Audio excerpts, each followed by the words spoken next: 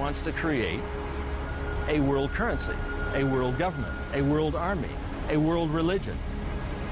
And it's not of Christ, of Buddha, it's not of the Muslim faith, it is a satanic order.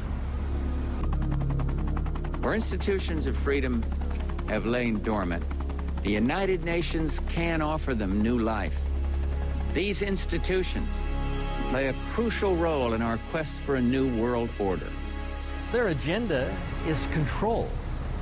Control of our currency, control of our families, of our freedoms, of our religions. They want it all. There's nothing that you have, or ever had, or ever hope to have that they're not planning on taking away. They want it all. If you take a look at the backside of the dollar bill, it'll say Novus Ordo Seclorum, the new social order. And they have the pyramid. And that has nothing, not a damn thing to do with the United States of America. I was going to take a look at, a bill. And you can take a look on the backside of the bill and it'll say, here. You can hardly see it. But it's Novus Ordo Seclorum, the New World Order. It's what Hitler envisioned. It's on the backside of the United States dollar bill. The eye of the pyramid, also called the eye of Horus, is the eye of Lucifer. This is what we are facing. Just to give you an idea of how black is white and topsy is turvy in relation to our perception of what's going on compared with what is, in New York Harbor is a lady holding a lighted torch, a Statue of Liberty. Statue of Liberty, land of the free. That's what most Americans, 99.9% of them, believe that stands for. In fact, that was given to New York Harbor by French Freemasons who knew that it was an Illuminati symbolism of, we control the show, we're telling you, but because you don't know the secret language and we've given you another version of it, freedom, you don't know what's going on. The New World Order is housed right here at the United Nations. It is global government. Ein Volk, ein Reich, ein Führer. One world, one race, one ruler. It's what Rudolf Hess talked about when he introduced Adolf Hitler. This is Hitler's dream come true. This is a nightmare. This is the tombstone upon all sovereignty for all nations for all time. The United Nations must fall for freedom to live. Our institutions of freedom have lain dormant. The United Nations can offer them new life. These institutions play a crucial role in our quest for a new world order. An order in which no nation must surrender one iota of its own sovereignty, an order characterized by the rule of law rather than the resort to force. World War I, World War II were both created to bring about the United Nations. They're in the war business. Wars, like bridges, are engineered. This New World Order is in the war business. And to create the war, they can then say that they want peace. They couldn't, this would never have been built without the aid of World War I, without the aid of World War II.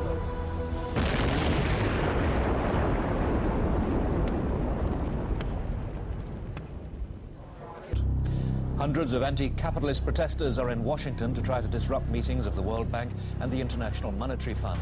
At every street corner around the IMF and the World Bank, the demonstrators have set up human chains to stop the meetings taking place. What is the Bohemian Grove? Well, it's a kind of summer camp for the powerful. Among its members, political figures like Gerald Ford, President Reagan, Vice President Bush, Richard Nixon is a Bohemian. Each year, guests like Henry Kissinger or Zbigniew Brzezinski address members on their areas of expertise. For we are opposed around the world by a monolithic and ruthless conspiracy. It is a system which has conscripted vast human and material resources into the building of a tightly knit, highly efficient machine. By the military-industrial complex. Its preparations are concealed, not published. Its mistakes are buried, not headlined. Its dissenters are silenced, not praised. We can find meaning and reward by serving some higher purpose than ourselves. A shining purpose, the illumination of 1,000 points of light. No expenditure is questioned, no rumor is printed, no secret is revealed. We have before us the opportunity to forge for ourselves and for future generations a new world order. The quest for the new world order is in part a challenge to keep the dangers of disorder at bay. We were interested today to hear that more than 100 law enforcement officials in Mexico are having microchips implanted in their arms. The chips allow a person to be scanned, sort of like a cereal box at the supermarket checkout. I think the most important thing is for Barack Obama. I think his task will be to develop an overall strategy for America in this period when really a new world order can be created. I think the New World Order is emerging, and with it the foundations of a new and progressive era of international cooperation. But the burdens of global citizenship continue to bind us together. In this new century, Americans and Europeans alike will be required to do more, not less. Partnership and cooperation among nations is not a choice. You know, there is such a thing as insidious influence. Does it involve bribery? And does it involve some sort of psychological domination of individuals? But what does the New World Order mean for countries like ours? A new world order. No world order that elevates one nation or group of people over another will succeed. It's a phrase that I often use myself, that we needed a new world order. So it's going to be an inner ruling elite and then everyone else. And I got news for you. You're everyone else. The whole concept of New World Order is something else. It really says that the state is God. You take the roots of that organization and you find out that they created in all of the British dependencies what they call round table groups. Then around those little round table groups they created front groups. We're getting to two levels of government here. One level of government where we have checks and balances, and a higher level of COG government where the constitutional authorities are not allowed to go. The New World Order really is a tool for addressing a new world of possibilities. This is the third leg of the New World Order. Now, much has been said by the Secretary of State and others about a new world order, about a defining moment in history. I have no doubt about the potential of this moment to be defining in terms of history, but that definition can be negative as well as positive. And how negative or positive it will be will depend on what kind of new world order we really create. Can it truly be said that the United States of America, trading off better treatment to China for an abstention on a vote, cozying up to Syria with its record of support for terrorism, or making promises to other countries in exchange for a hold your coat, you go ahead and take the risks and casualties endorsement, can it truly be said that these create a new world order? Can it really be said that we're building a new world order when it's almost exclusively the United States who will be fighting in the desert? Not alone, but almost. Displaying pride and impatience and implementing what essentially amounts to a Pax Americana. Is that a new world order?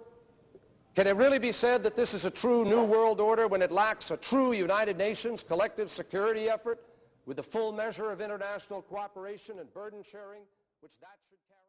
It was founded in 1832. Its original name was the Eulogian Club. Its creator was a merchant named William Huntington Russell, owner of Russell and Company, a transport company which was rumored to smuggle opium into China during the Opium Wars. The name Skull and Bones probably comes from a curious tradition.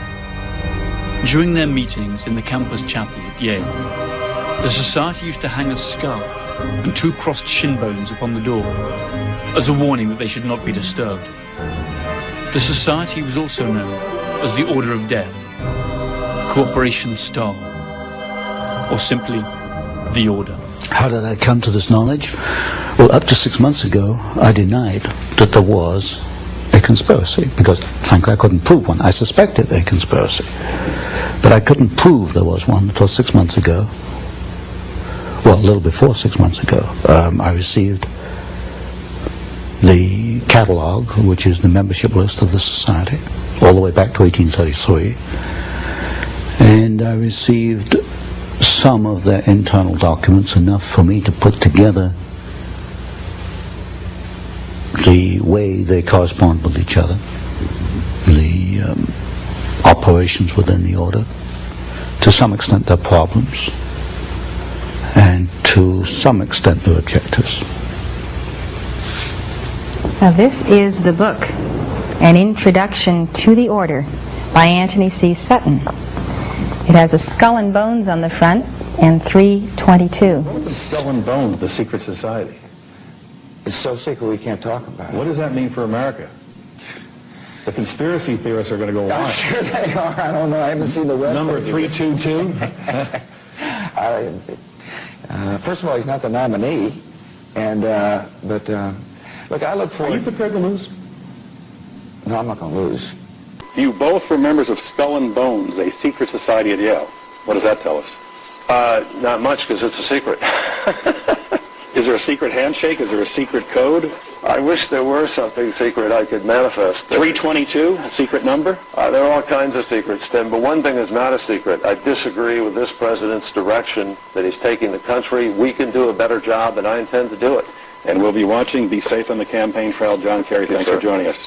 And we'll be right back. The tomb has a dark, labyrinth-like layout that spans 3 floors and an attic.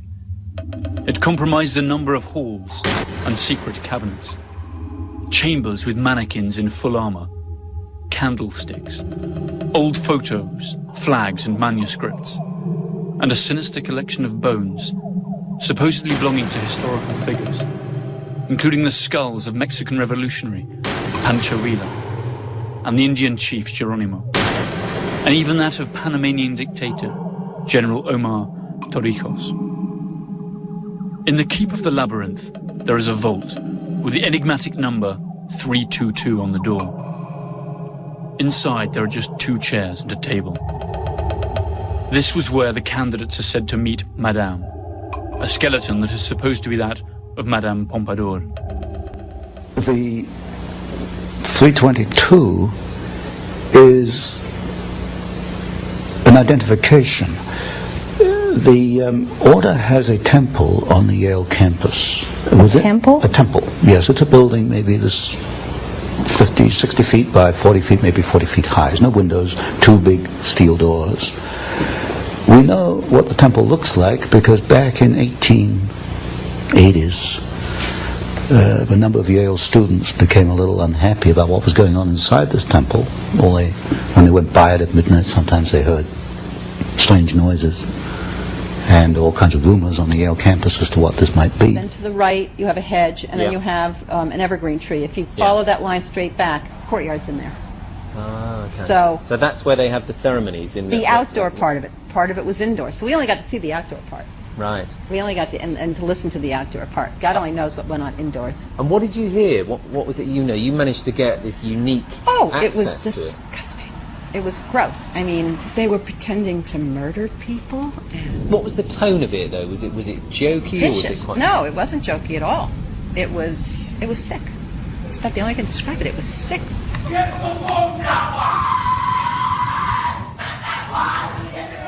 What you're hearing is the first recording ever made of the Skull and Bones initiation ceremony. It has never been broadcast before.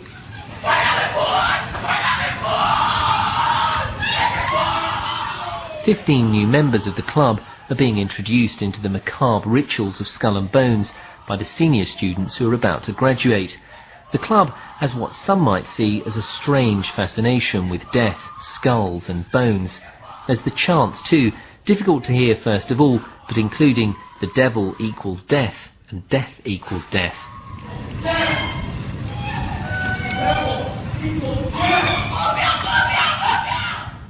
These rituals have been honed over centuries, giving the society a weird set of traditions, rules and secrets. For example, initiates are known as neophytes, outsiders are called barbarians, and the number 322 is sacred. Critics of Skull and Bones insist that the society is not originally American, but rather an offshoot of some German right-wing order. This could well be true. Its founder, William Russell, did indeed live for some time in Germany before attending to his senior year at Yale. And it was actually on returning to the USA that he established the fraternity. Always according to its critics, the number 322, the order's identifying number, hides a coded message. The 32 represents the year of its foundation, 1832. And the additional 2 stands for the fact that it's the second chapter within an international order. Alexandra Robbins, a Yale graduate and author of a book on the subject, stated that the society owns a valuable collection of Nazi objects and memorabilia, and eats its dinners off Hitler's private silver service. A large part of their liturgy is written in German. Who was the fool? Who was the wise man, beggar or king? Whether poor or rich, all's the same in death. There was a break-in to the temple, and the students who broke in cataloged what they found, and they made a drawing, a design of the interior of the temple. And 3 of the rooms are numbered. One is 322, one is 323, and one is 324. 322 is also, I suspect, the chapter number. And also in correspondence between members, they conclude their correspondence where you and I would conclude yours truly or yours sincerely. They conclude yours in 322. Why 322? There are several theories for this. One is that the order originated with Demosthenes, the Greek, in 322 BC. That's one theory. Another one is that it stems from the founding date in the United States, which was 1832. So really we have the last 2 numbers, 32, the second chapter, founded in 1832. The skull and crossbones are prominent in their ceremonies, initiation ceremonies. This is a symbol of death. Now, why would they take a symbol of death? Yes, from what I understand, when a new member is initiated, that would be in the senior year at Yale, he's placed within a coffin. Oh my. And now we only know this from the Yalegate papers. At least I call it Yalegate. And from the photographs we have of members inside the temple, many of these photographs are the 15 sitting around a table, and they have this skull and the crossbones sitting on the table in front of them. It is the symbol of death, and it has been called the Brotherhood of Death, and I think it probably more adequately should be called the Brotherhood of Death. So what I've had to do is look at the history, the biographies of the leading members of the order, and reconstruct their career and see if there's a common pattern in their careers. While doing that, I came across some interesting documents. Some members apparently are not too happy once they become involved with this after 10 or 20 years. One member in particular left a memorandum. He wrote it in 1932. It was buried away in his papers. I don't think anybody found it before I did. And it was a 6-page memorandum on the order, naming some of the members, and said it was the most sordid thing ever happened in the history of man. So, but to come back to my point, I have to reconstruct the objectives. What are the objectives? In the words of one member, might is right. If you have the power, you use it to achieve your objectives. What is the objective? As you look at the histories of individual members, it can only be one thing: to acquire power, to keep power, to use power for their own purposes. In 1930, Prescott Sheldon Bush, father of President George H. and grandfather of President George W., a member of the Skull and Bones class of 1917, and president of the Union Banking Corporation, engaged in a number of profitable business deals with Fritz Thyssen, the German steel tycoon who supplied Hitler's war machine. The UBC was closed by President Truman during the Second World War under the Trading with the Enemy Act. In other words, for for doing business with the Nazis.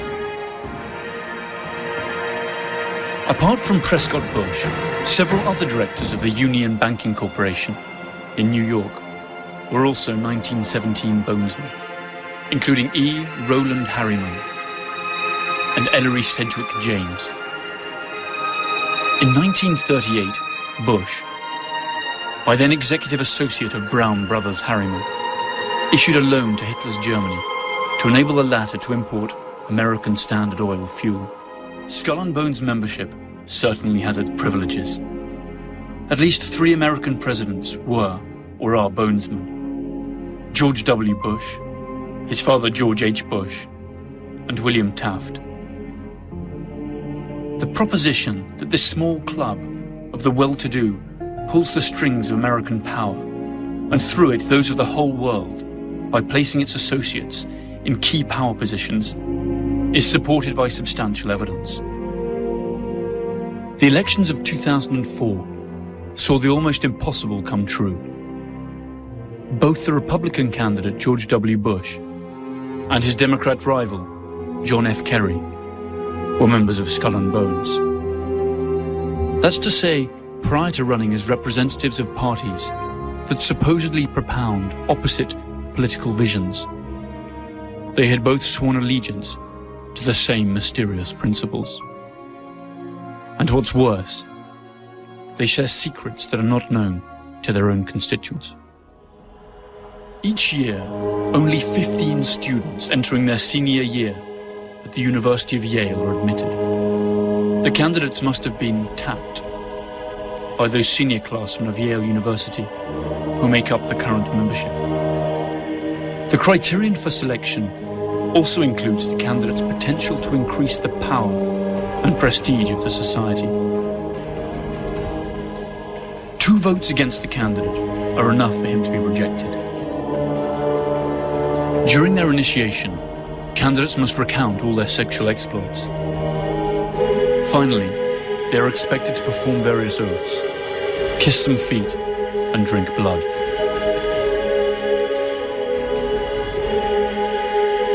They then have to lie naked in a coffin, and, after masturbating in full view of the others, swear to never reveal their membership of the order.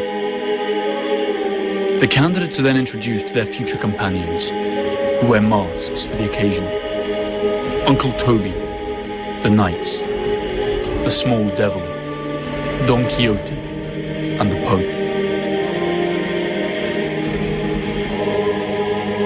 Their ceremony ends with a grand party that lasts for hours.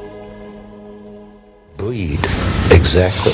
Now, Tony, what has this breed done? What are their chief accomplishments in molding domestic and foreign policy and actual events in American history since their founding at Yale? One is they have acquired enormous political and financial power.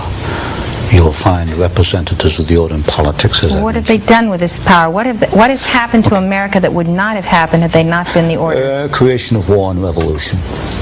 Specifically, which ones? Have documents on that? The third book in this series, which I'm bringing out, takes 2 wars and 1 revolution. Well, 2 revolutions in 1 war. World War II, the Bolshevik Revolution, and the rise of Hitler, which I call a revolution in Germany. We can find the order behind the Russian Revolution, the Bolshevik Revolution. We can find behind the rise of Hitler. We can find in the maintenance of both of these systems, the transfer of technology to both. Since you've already proven that Wall Street is behind the Bolshevik Revolution and the rise of Hitler, now you're proving that the order is behind Wall Street. Exactly. Now, who's the key figure in the order or figures that mold Wall Street? In order of dominance, Averell Harriman, partner in Brown Brothers Harriman. Stanley of Morgan Stanley. It used to be J.P. Morgan, then it became Morgan Stanley. Those 2 are the key. Now, what did the order want to accomplish in the Bolshevik Revolution? You create opposing forces which you place in conflict. Out of conflict, you've got profit. You've got political power. and you can direct history. And if you look at the writings, for example, of the Trilateral Commission, they talk openly in the Trilateral Commission about managing conflict, not solving conflicts, but managing conflicts. Conflict management, that's the cry. So they got the profit, the power, and the management. Mm-hmm. Where did they want to steer history through the Bolshevik Revolution? They wanted to set up, and they did, two opposing forces. Out of that came World War II. There were logical steps in the process. They used the same bank, Guaranteed Trust Company, as the conduit for the financing of Hitler, and also as a conduit for financing, and also the early days of the Russian Revolution. In fact, in Russia, Soviet Russia in 1923, a vice president of Guaranteed Trust Company was the foreign director of the Roscom Bank, which was the first Soviet overseas bank that was set up. They were that close in those days.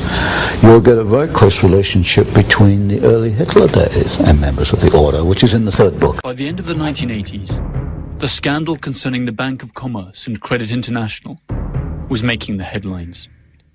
The BCCI was accused of laundering drug money and financing terrorist operations.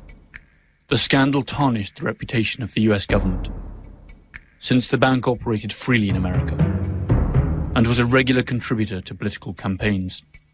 The administration of Bonesman George H. Bush blocked the investigation, which had in any case been entrusted to a Senate commission chaired by Bonesman John Kerry. The BCCI was absorbed by more respectable banks, and the subject was never revived. The government of the world's only superpower is packed with bonesmen. George W. Bush named 11 bonesman officials in his first government. Add to this various senators, congressmen, and chief justices, directors of the CIA, the Federal Reserve, and directors of banks such as J.P. Morgan Chase and Morgan Stanley Dean Witter. The American media is little different. Among others, Time and Newsweek magazines, in theory competitors, were both founded by bonesmen. The oldest and most influential families also belong to this select club. Bush, Bundy, Harriman, Lord, Phelps, Rockefeller, Taft, Whitney.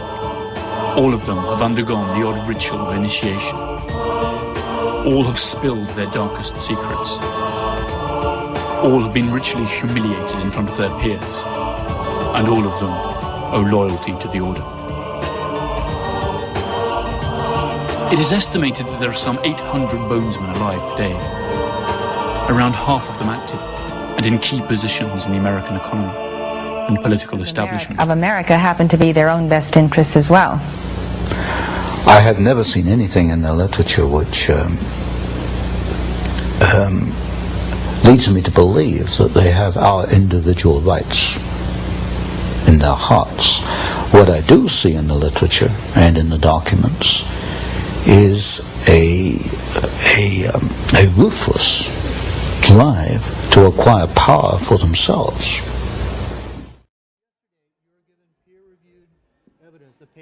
Peer-reviewed and published. I know, and I've got the people looking at it. Have you had a chance to look at the cover I letter? have not personally, but they are looking at the paper you gave me. Okay. If we give you, say, a week or two, can we get back to you after that? Absolutely. Excellent. It's very important because it is evidence of treason. I hear you. You made Building 7 comments, Mr. Kerry, before when you said... Thank you very much. ...in a controlled fashion. I do know that that wall, I remember, was in danger, and I think that they made a decision based on the danger that it had of destroying other things, that they did it in a controlled fashion. You denied making those statements before, but in a bookstore you said that Building 7, which was not hit by an airplane, came down in 6 seconds, looked like it came down in a controlled fashion. I mean, you made some very, very interesting comments on Building 7.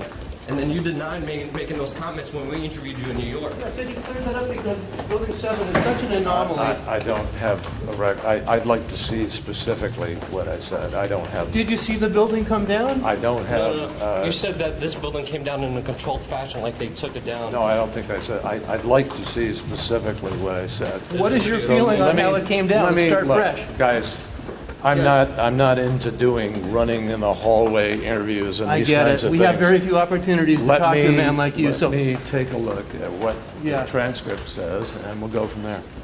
Okay? Fair enough. Thank you. Thank you for your time. Thanks.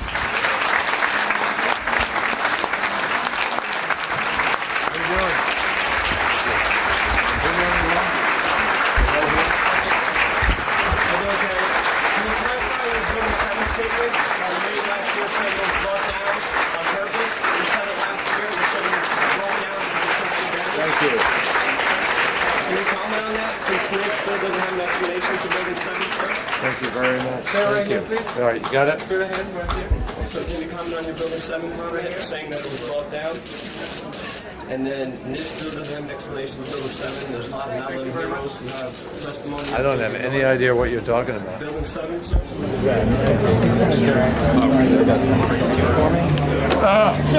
please put that away. Sir, please. Why don't you sign that for me? Thank you very much. Would you like to sign that? Sir, you cannot videotape. Would you like to take that information with you? Sir. Okay. So, Mr. Kerry, can you clarify your statements on Building 7? There's not 11 heroes that support your statement that it did come down in a controlled fashion, sir. Kevin McPadden, a first responder, confirmed. Senator, about 1 year to this day in Texas, you said that building number 7, World Trade Center number 7, looks like it went down. They did it in a controlled fashion, sir. Could you please articulate what you meant by the Salomon Brothers World Trade Center number 7 was a controlled demolition and they had done it in a controlled fashion? First responder Kevin McPadden. You made that statement at the store called Book People in Austin, Texas on April 21st of 2007 when you were being questioned about the World Trade Center collapse of the Salomon Brothers building. Thank you very much. Senator Kerry, you cannot ignore these questions, Senator Kerry. Senator, yes, you did. It is on YouTube, Senator. They made a decision based on the danger that it had of destroying other things, that they did it in a controlled fashion. You are on file with testimony, Senator. You must clarify your remarks, Senator. Was it a controlled demolition, Senator Kerry? Skull and Bones. We know what it's about, Senator. We know everything about you.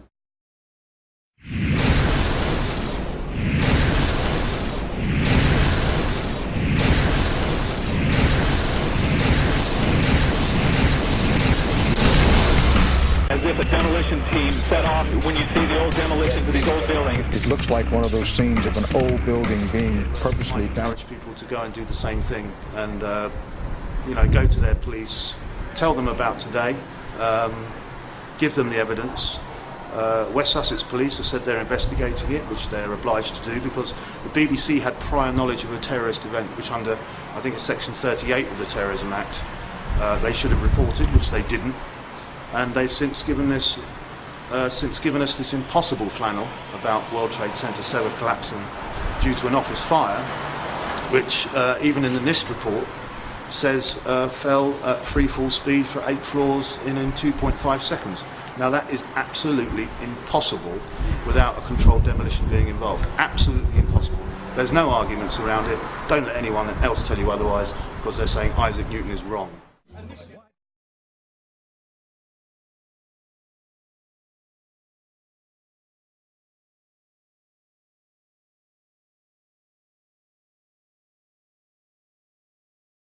Can you believe what you have been seeing on CNN today, ladies and gentlemen? Can you believe it? Supposedly, a CNN reporter found Osama bin Laden, took a television camera crew with him, went into Osama bin Laden's hideout, interviewed him and his top leadership, his top lieutenants and colonels and generals in their hideout. This is a CNN reporter with a camera crew. And he came out and told everybody, within 3 weeks, Osama bin Laden is going to attack the United States and Israel. Now, don't you think that's kind of strange, folks? You see, because the largest intelligence apparatus in the world, with the biggest budget in the history of the world, has been looking for Osama bin Laden for years and years and years, and can't find him. A reporter from CNN and his little camera crew got in to Osama bin Laden's secret hideout and conducted an interview. If you don't believe me, tune into CNN. They're probably running it right now as I'm speaking. And if you believe it, you are one of the stupidest jerks that ever lived on the face of this earth. And whatever is going to happen that they're going to blame on Osama bin Laden, don't you even believe it. When in hell are all you people going to wake up? So if 9/11 was really an inside job, then who are the people inside that did it? Well, we can start by looking at some of the people inside the buildings that were targeted and destroyed on 9/11. In the impact zone of the North Tower was a company called Marsh & McLennan, which at the time was the world's largest insurance brokerage company. One of Marsh's executives was a guy named L. Paul Bremer, who was also the chairman of the Congressional National Commission on Terrorism from 1999 to 2000, and the U.S. Ambassador at Large for Counterterrorism from 1986 to 1989. Instead of going to work on the day of 9/11 and dying inside the towers with hundreds of his employees, Bremer decided to go on MSNBC and tell the world that Osama bin Laden was behind the attacks and possibly Iraq and Iran, and then he demanded the most severe military response we can come up with. L. Paul Bremer was called away from Marsh in 2003 to become the Iraq occupation governor, a role he has been widely criticized for. So Bremer not only worked inside the buildings, but had offices directly in the impact zone of the South Tower where Flight 175 would hit. He missed work on 9/11 to give us the official story on national television, and went on to be the Iraq occupation governor. You really can't get more connected to 9/11 than that. Oh wait, you can, sorry. I forgot to mention that Bremer was also the former manager for Kissinger Associates. He was a member of the board for Akzo Nobel, the parent of International Paint Company, which produced a fireproofing application for skyscrapers called Interchar. Bremer was also on the International Advisory Board for the Japanese mining and machinery company Komatsu, which at the time had been involved in a joint venture agreement with Dresser Industries, the oil services intelligence front where Prescott Bush Sr. and George H.W. Bush got their start with Neil Mallon. Anyway, the Komatsu Dresser mining division operated from 1988 to 1997, and in July 1996 it patented a nanothermite demolition device that could, quote, demolish a concrete structure at high efficiency while preventing a secondary problem due to noise, flying chips and dust, and the like. As many of you know, residues of thermite, a highly energetic chemical mixture, have been confirmed in samples of World Trade Center dust, and the use of thermite at the World Trade Center was also revealed by environmental data. See the description for more links and sources. But wait a minute. It would have taken tons of this stuff. How could they get it inside the buildings and put it into place without anyone finding out? This would have taken hundreds of people. Someone would have talked by now. It just doesn't make any sense. Well, who ran security for these buildings? Marvin Bush's company Securicom Stratesec did, up until 1998, when that role was handed off to Kroll Associates. Yet Stratesec still retained security contracts that didn't expire until the day of 9/11. Both these companies have a suspicious cast of characters working for them. Bush's cousin, Wirt Dexter Walker III, was the CEO of Stratesec with a long history as a manager for CIA front companies, such as Glor Forgan. The corporate operating officer of Stratesec was a guy named Barry McDaniel, who came from BDM International, where he was a vice president of material distribution and management systems. He also had a history of involvement with black projects. Securicom Stratesec also ran security at Dulles International Airport, where Flight 77 into the Pentagon was hijacked out of, and also had contracts with United Airlines. They also ran security at Los Alamos National Laboratories during the time period that nanothermite was first being developed there. Then there's Kroll Associates, also known as the CIA of Wall Street. Kroll's managing director was a guy named Jerome Hauer, who, like L. Paul Bremer, survived the 9/11 attacks by going on national television to give us the first accounts of the official story. Before anyone knew it was happening, these guys apparently had it all figured out. In addition to being managing director for Kroll, Jerome Hauer was the national security advisor with the National Institute of Health, which managed the government response to the anthrax attacks shortly after 9/11. On the day of 9/11, Hauer advised the White House to start taking Cipro, an antibiotic effective against anthrax, and then strangely a week later, 2 senators and several people in the media who had been calling for an investigation into the 9/11 attacks were mailed anthrax and told to shut up. apparently by members of Al-Qaeda, who later turned out to be a bioweapons researcher at U.S. AMRID in Fort Detrick, Maryland, named Stephen Hatfill, who had worked with Jerome Hauer for a company called SAIC. Scientific Applications International Corporation, a defense contractor with expertise in thermite-related technologies, played a large part in the NIST World Trade Center investigation. A few other names and companies inside the Twin Towers also worthy of further investigation include Craig Stapleton, who is married to Bush's cousin Dorothy Walker Bush. Stapleton was the president of Marsh Real Estate Advisors from 1982 to 2001. He was a member of the board of directors for Cendant, that was charged with massive accounting fraud in 1998, and went on to join Winston Partners, a privately owned investment firm founded in 1993 and led by George W. Bush's brother Marvin. Other very powerful and well-connected people worked in senior management at Marsh. These included Stephen Friedman, a senior principal at Marsh Capital and former partner at Goldman Sachs, who later became George W. Bush's top economic advisor.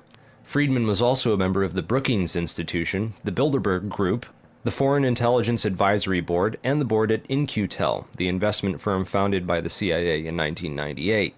In-Q-Tel invests in state-of-the-art technologies related to defense and intelligence work, including nano and chemical technologies, according to its website. In another interesting coincidence, Friedman belonged through Cornell University to a secret society called Quill and Dagger, the membership of which includes Paul Wolfowitz, Sandy Berger, and Stephen Hadley. Wolfowitz, the neocon Deputy Secretary of Defense in the Bush administration, was the author in 1992 of the Wolfowitz Doctrine of preemptive warfare. He also made comments about a surprise-like Pearl Harbor months before 9/11 and met with Pakistani ISI General Mahmoud Ahmed in the week before 9/11. Berger, the national security advisor to President Clinton, was later caught stealing documents from the 9/11 Commission investigation. Berger was also the boss of White House counterterrorism czar Richard Clarke, and together with Hadley, who was Condoleezza Rice's deputy, was responsible for delaying or obstructing Clarke's plans to stop al-Qaeda in January of 2001. Jeffrey Greenberg resigned from Marsh & McLennan after being accused of serious financial crimes. The first plane of 9/11 flew directly into his company's secure computer room in the North Tower. Jeffrey Greenberg is a member of the Brookings Institution and the Trilateral Commission. Jeffrey Greenberg rose quickly through management at Marsh, having come there directly from AIG in 1995, and then becoming CEO just 4 years later. At Brookings, Greenberg hobnobbed with Lee Hamilton, co-chair of the 9/11 Commission. There's also Jim Pierce, another Bush cousin, who was managing director of Aon Corporation, who, according to the NIST report, modified unknown sections of Floor 83 in the South Tower in 1997. Jim Pierce had arranged a meeting on the 105th floor of the South Tower for that morning. Pierce survived that day, despite the fact that 12 people came to the meeting in the South Tower and 11 of them died. The location of the meeting had been changed the night before to the Millennium Hotel, where Pierce watched the South Tower as it was hit by the aircraft. Apparently, the meeting attendees were not all notified of the change in location. Another interesting character is Joseph Kasputis, of Baseline Financial Service, which occupied the impact zone of the South Tower on floors 77 and 78, where United Airlines 175 impacted. Kasputis has a history of being well connected to the highest levels of government, as well as to the defense and intelligence industries. Kasputis worked from 1972 to 1977 for the U.S. Department of Commerce and Defense. He was also the deputy director of Nixon's White House task force that dealt with the Arab oil embargo of 1973, and was instrumental in the creation of the Department of Energy. Kasputis went on to run a large corporation called Primark that had offices in both towers on 9/11. One of the subsidiaries of Primark, the Analytical Sciences Corporation, TASC, worked with so-called black or top-secret programs. TASC also worked closely with the National Institute of Standards and Technology. Kasputis was also a member of the Logistics Management Institute, LMI, whose members included Paul Kaminsky of In-Q-Tel and General Dynamics, Charles DiBona of Halliburton, Skull and Bones member Joseph Samuel Nye, and Michael Daniels of Scientific Applications International Corporation. LMI's self-proclaimed role is advancing the science of government. Kasputis' connections to the DOE from 1977 through at least 1997 are interesting, considering that the DOE was developing thermite ignition devices as early as 1983. Joseph Kasputis went on to become the CEO of Baseline Financial Services, which was directly in the impact zone on the 78th floor of the South Tower. According to NIST, Kasputis' Baseline Financial modified the southeast corner of Floor 78 in 1999, exactly where the aircraft hit on 9/11. Floors 77 and 78 were upgraded for fireproofing in June and April of 1998, respectively. Another company of interest on Floor 91, just above the impact zone for the South Tower, was Washington Group International. This company was known primarily as a construction and mining firm, and it had just acquired Raytheon Engineers in July of 2000. In 1996, Washington took over Morrison Knudsen, an engineering and construction firm that had a history of working on large-scale projects around the world, including in China, Iran, Afghanistan, and Saudi Arabia. The Army Corps of Engineers hired Morrison Knudsen to demolish over 200 buildings in 1995. One of the DOE facilities for which Washington was responsible well before 9/11 was the Savannah River site near Aiken, South Carolina. In February of 1997, Lawrence Livermore National Labs and the Savannah River site signed an agreement of cooperation to share technology. Savannah went on to add developing sol gel technology for fuels and other applications to its portfolio. Sol gel technology is utilized by Lawrence Livermore National Laboratories for making nanothermites. In another coincidence, Savannah River Technology staff participated in the search and rescue operations at Ground Zero by providing unique tools. Just before 9/11, Washington was going through a tough time financially and sought Chapter 11 bankruptcy protection. Securities and Exchange Commission documents show that Washington made court-ordered pre-petition payments as part of these proceedings to a number of companies, including Komatsu. Washington also made payments to Greenhorn and Omara, whose employee, Teresa McAllister, was a lead author of the FEMA and NIST reports on the World Trade Center disaster, and to Sumitomo Bank, which was closely allied with Komatsu. Building 7 was a 47-story federal office building in the World Trade Center site, which collapsed at 5:20 p.m. on the afternoon of 9/11. This building was home to the CIA, in fact the largest CIA headquarters outside of Langley, Virginia. It also housed offices for the Secret Service and the Securities and Exchange Commission. One of the most interesting tenants, however, was then Mayor Giuliani's Office of Emergency Management and its Emergency Command Center on the 23rd floor. This floor received $15 million worth of renovations, including independent and secure air and water supplies, and bullet and bomb-resistant windows designed to withstand 200-mile-per-hour winds. Mayor Giuliani was a former U.S. prosecutor for the South District of New York from 1983 to 1989, who was in charge of investigating the terrorist financing Bank of Credit and Commerce International. After he left his job as a prosecutor to start a political career, he worked for a law firm called White & Case that actually represented BCCI. So he went from prosecuting the BCCI to working for a law firm which defended the BCCI. This was likely his foot in the door of this underground corporate criminal network. Giuliani would later help to destroy all the crime scene evidence from Ground Zero. Giuliani's sidekick on 9/11 was Police Commissioner Bernard Kerik, who appeared to be coaching some of Rudy's actions that day, keeping him away from the media and even answering questions for him about explosives in the buildings. In fact, Bernard Kerik gave us the first official government pronouncement that no explosives were involved in the destruction of the World Trade Center buildings. Kerik's department was also the same one that found that pristine, completely undamaged hijacker's passport, which survived a plane impact, and Fireball, which destroyed 2 titanium black boxes and 3 towers. Yeah, Kerik would later receive a nomination from President Bush to become Director of Homeland Security, which he declined for personal and political reasons, and instead took a job training the Iraqi police force in Iraq alongside L. Paul Bremer. Both men are credited for turning Iraq into the unwinnable quagmire it is today. In February of 2010, Kerik was sentenced to 4 years in federal prison for conspiracy and fraud charges, unrelated to the crimes of 9/11, unfortunately, but it still goes to show you what kind of person he is. Definitely the kind of person you'd want inside the New York City police force during a staged event like 9/11. And lastly, we have the Pentagon. It's certainly peculiar, to say the least, that al-Qaeda terrorists hell-bent on destroying the USA would not crash their plane into the north wing of the Pentagon, where all the most important offices were, like Donald Rumsfeld, John Ashcroft, etc., and that they would instead choose to target the one section of the Pentagon that had most recently been refurbished to withstand missile impacts. It's also interesting to note that the company which completed the $258 million refurbishment to Wedge 1 of the Pentagon was also hired as a contractor to clean up Ground Zero in New York City. Wedge 1 also coincidentally housed the Pentagon's Budget Analyst Office, where DoD staffers were working on the mystery of the $2.3 trillion that was reported missing by Defense Secretary Donald Rumsfeld in a press conference the day before 9/11. The Pentagon's comptroller in charge of that money at the time was an interesting fellow named Dov Zakheim, a member of the Council on Foreign Relations, the International Institute for Strategic Studies, and a contributor to the neocon think tank Project for the New American Century. Zakheim helped write the PNAC document Rebuilding America's Defenses, in which he is credited for the line which states, "Further, the process of transformation, even if it brings revolutionary change, is likely to be a long one, absent some catastrophic and catalyzing event, like a new Pearl Harbor." Several members of the Bush administration, including President Bush himself, would later refer to 9/11 as a new Pearl Harbor.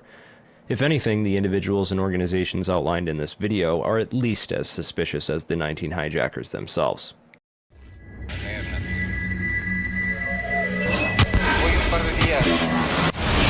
I don't think anybody could have predicted that they would try to use an airplane as a missile, a hijacked airplane as a missile. Nobody in our government, at least, and I don't think the prior government that could envision flying airplanes into buildings. No specific threat involving really domestic operation or involving what happened, obviously, the city's airliner and so forth. There were no warning signs that I'm aware of. USA Today reports that in the 2 years before the attacks on September the 11th, NORAD conducted exercises using hijacked airliners as weapons. And one target was the World Trade Center.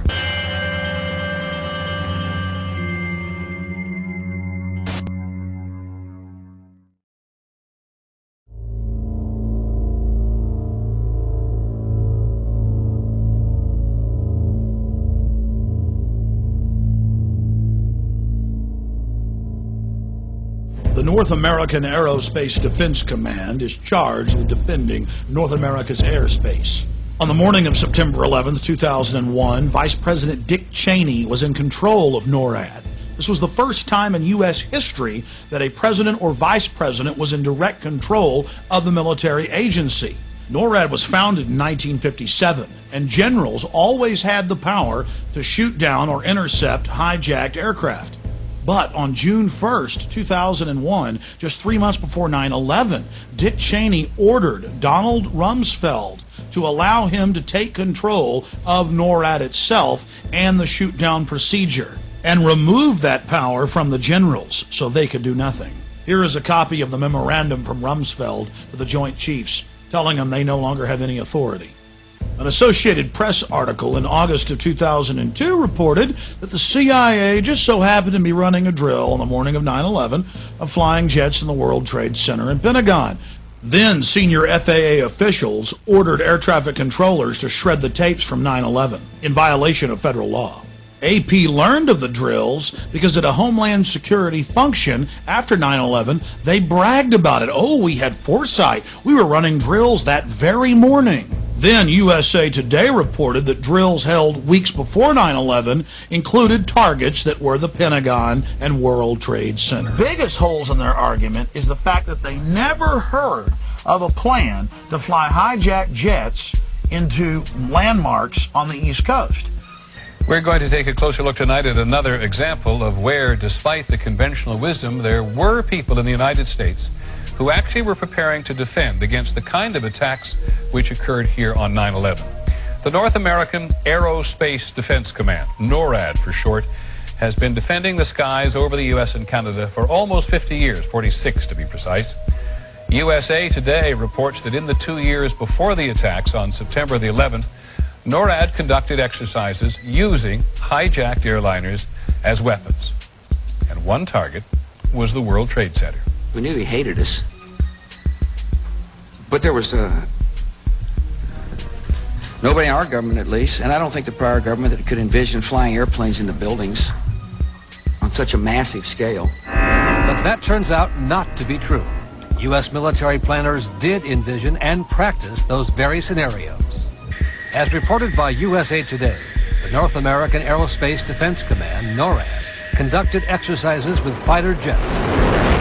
simulating hijacked planes flown into the World Trade Center in the 2 years before the attack. And so then I saw Condoleezza Rice get up on TV and say, we had never thought, we had never heard. Why, that's a ridiculous conspiracy theory to say that. Pentagon planners also envisioned the attack on the Pentagon 5 months before it happened. The Pentagon had a drill in November of 2000 simulating a hijacked jet being flown to the Pentagon. So between all the drills before 9/11 and the drill in the morning of 9/11, air traffic controllers thought that it was a simulation. Hijacked aircraft headed towards New York. Is this real world or exercise? No, this is not an exercise, not a test. September 11th, 2001. NORAD is in the middle of a number of military exercises. The first, Vigilant Guardian, is described as an exercise that would pose an imaginary crisis to North American air defense outposts nationwide. The second, Northern Vigilance, moved fighter jets to Canada and Alaska to fight off an imaginary Russian fleet. 3 F-16s from Washington, D.C.'s National Guard at Andrews Air Force Base, 15 miles from the Pentagon, are flown 180 nautical miles away for a training mission in North Carolina. This left 14 fighter jets to protect the entire United States.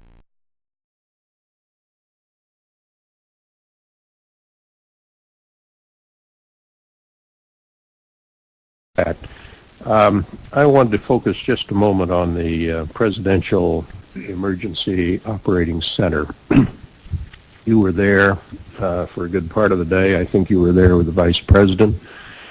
And we had that order given, I think it was by the President, that authorized the shooting down of commercial aircraft that were suspected to be controlled by terrorists.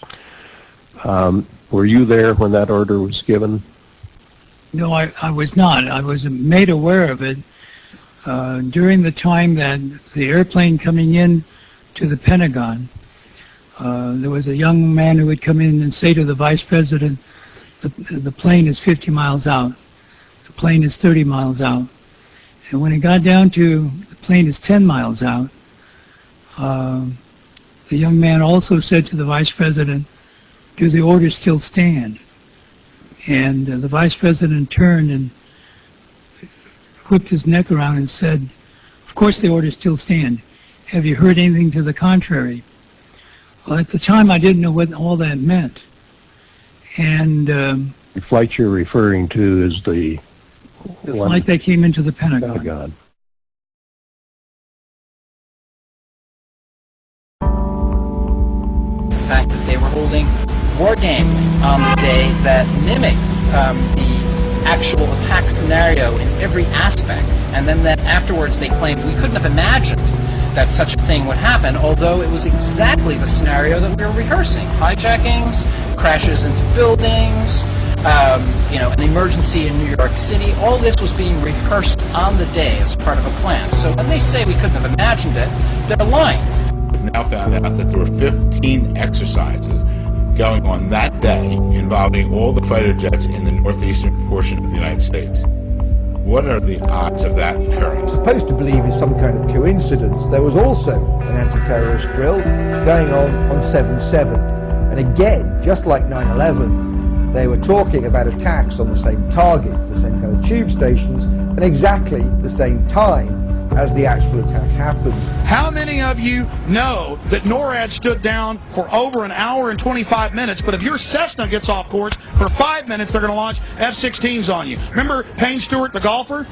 15 minutes after his jet got off track, they had F-16s all around him. But on 9/11, in the most controlled airspace in the world, they could do nothing about 4 jets. But it gets worse. Guess why NORAD stood down? The average people in the military are good folks. They were told it was a drill because the Associated Press reported, and the CIA's own website admits, that on the morning of 9/11, the CIA was running a drill of flying hijacked jets into the World Trade Center and Pentagon. It was just a coincidence. At 8:30 in the morning, there was a drill of the exact same thing happening, and so NORAD stood down.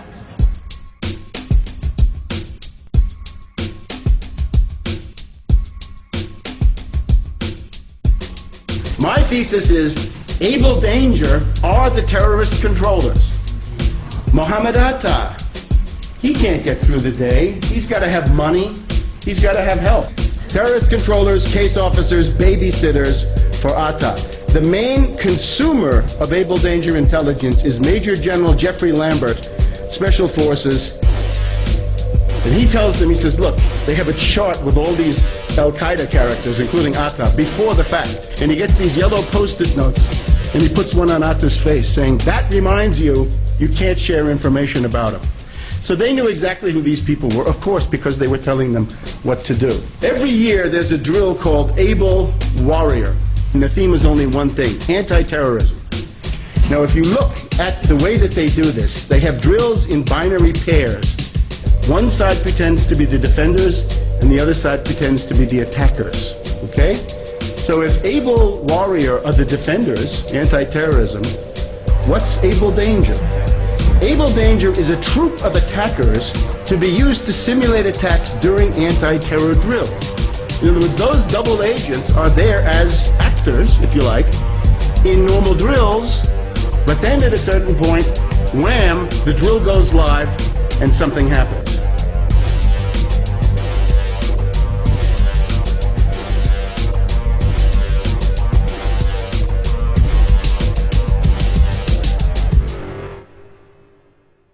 I know you said there'll be a time for politics, but you've also said you wanted to change the tone of Washington.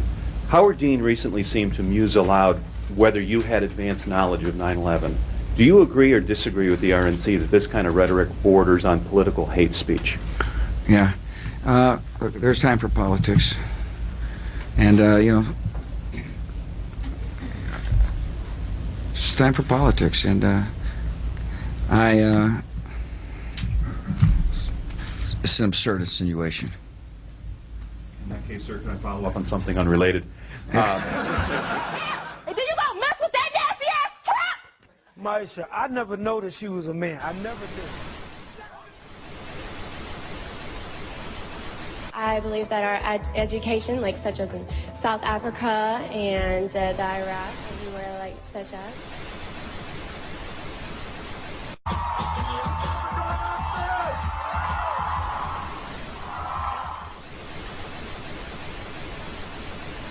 Platform 8 for the 2228 Southern service to Eastbourne via Lewis.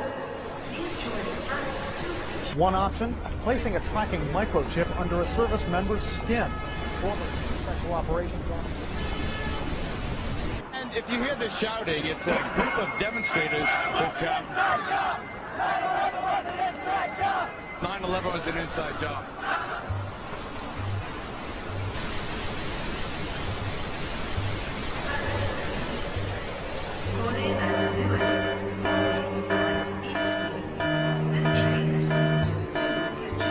It's no longer a theory. What I'm about to say is fact.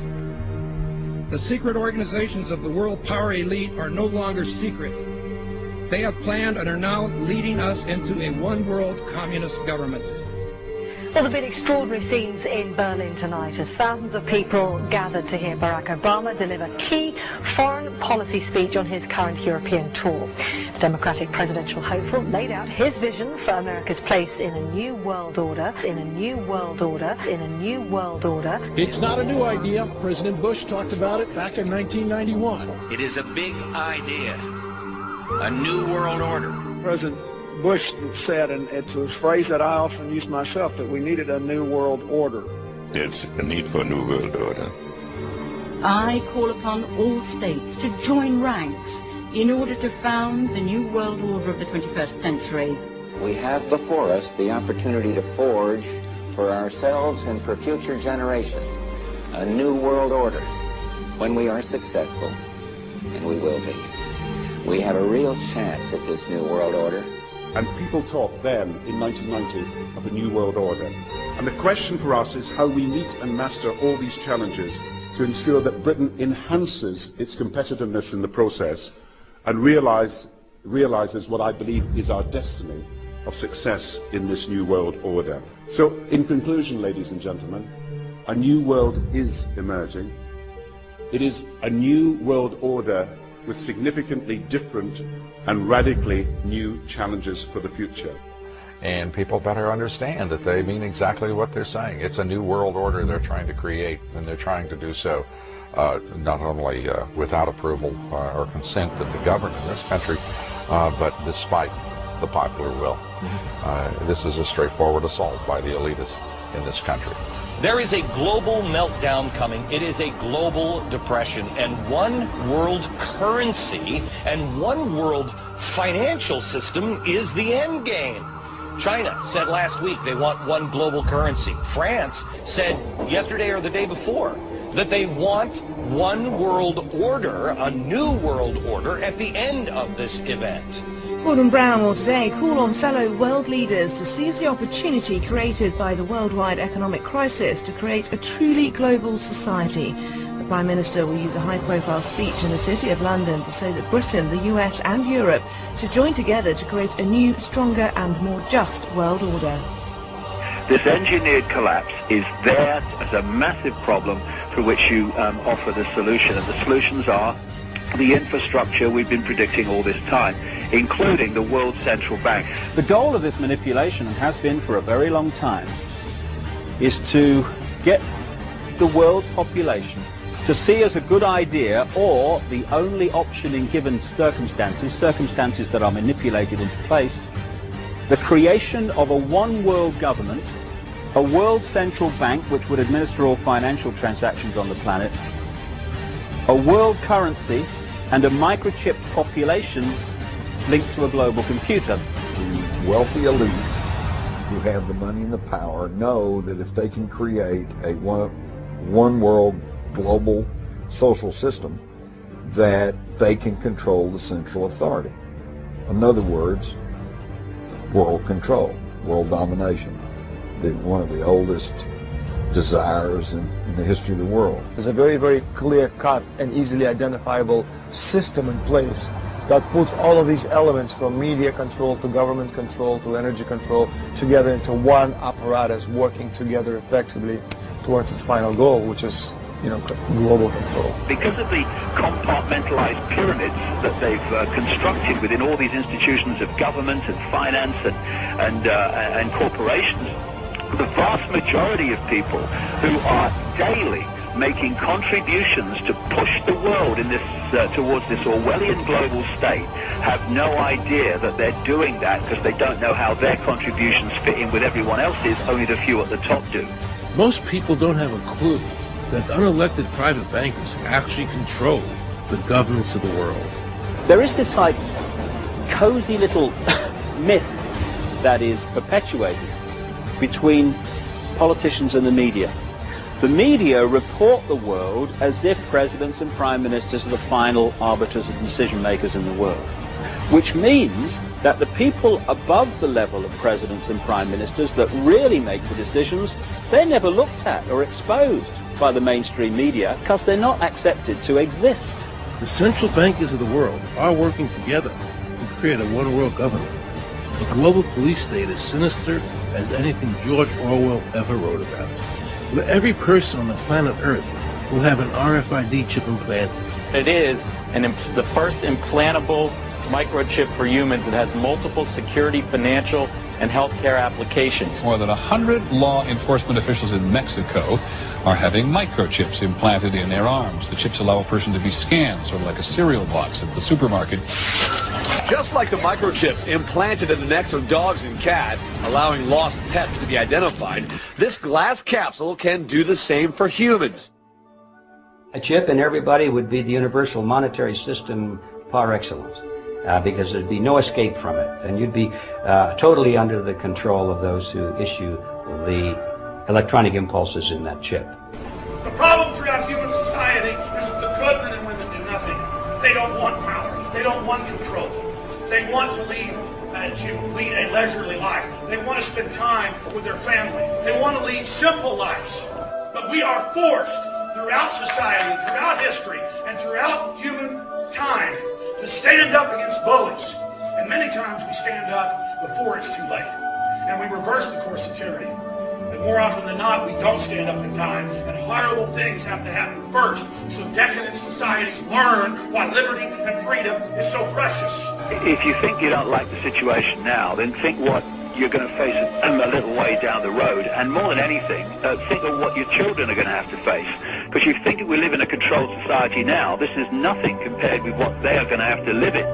So in terms of parents who are listening to this information, I would say this: go and look your children in the eyes and tell them that you can't be bothered, or you're too frightened to do anything about it. You're too frightened to get involved, in being another conduit for getting this information further and further expanded into the public mind.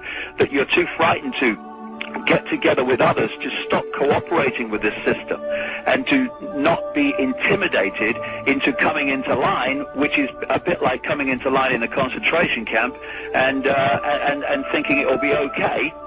As long as you stay in line and you do as you're told, you'll be fine. And then you realize at the end of it, well, actually, it ain't fine. And if you'd have all rebelled earlier, then you wouldn't be in the situation you're facing now.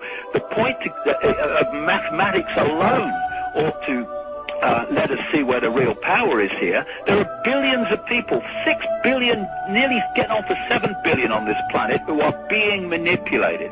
There are, in full knowledge of what they're doing, a relative handful of those who are doing the manipulating to the end that we're talking about. They think they've beaten us. They think that they're going to have their way with us. And I'm here to tell them they're not going to have their way with us. We are going to defeat them. You guys aren't going to be able to get away with your New World Order, sir. Talk about Bill. You know what New World Order is. You will never get a New World Order. Never. National sovereignty will prevail. The New World Order is going down, sir. You can laugh. Wake up, people. Wake up. Research the New World Order. This is important. Look it up. Investigate it. Your New World Order will fall. Humanity will defeat you.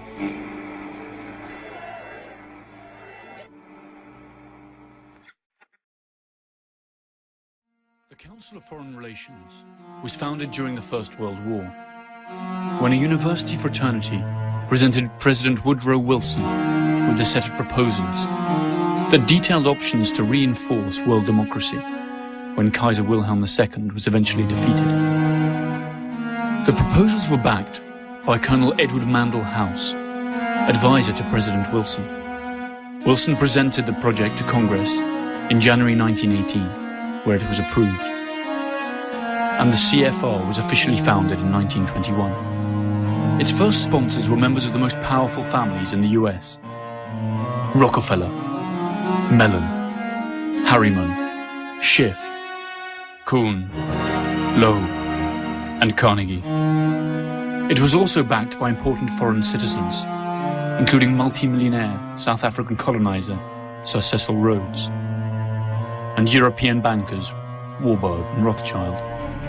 According to its critics, the domination strategy of the CFR is to control both sides of conflicts, and its ultimate goal, the creation of a private world government that would run countries as corporations.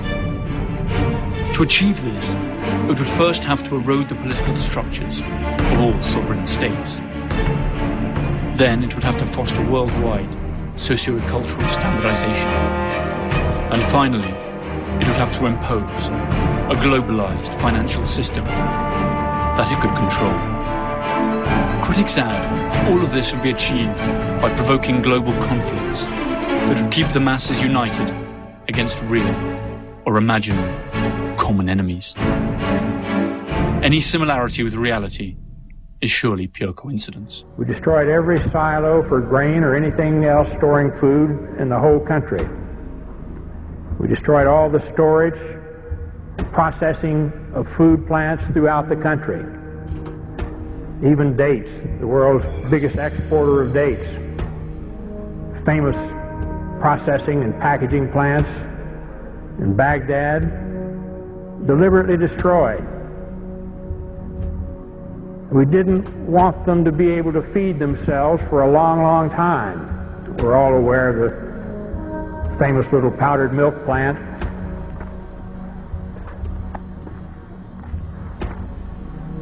The United States government says that in this factory here you are making chemical weapons. Is that true? No, that's not true. They are lying. Because this is milk for children. This powder, milk of children. Nothing else was made, only this in the factory? Yes, and you can see it yourself. With the only factory in the Middle East to produce powdered milk, they were producing about 17% of their powdered milk requirements. We destroyed that, cut off all the milk. The malnutrition of the mothers immediately jeopardized all of the infants. 70% of the pregnant women, even today in Iraq, suffer anemia. The death rate for children has soared compared to 1989, the last year before sanctions. One of the biggest causes of death in Iraqi children today is diarrhea and dysentery due to the untreated drinking water. Iraq's water purification plants were heavily bombed in the war, and many that were repaired have broken down. The United Nations bans the import of spare parts and chlorine into Iraq to purify water. We saw the effects of this policy in the hospitals. This is the second attack form of acute bloody diarrhea, anemic dysentery. Most of them are due to contamination of water. He is malnourished, anemic, underweight with a developmental delay. Do you have tap water there? No. You see, the conditions of these children shouldn't happen anywhere, and it's caused by the sanctions the United States government insists upon.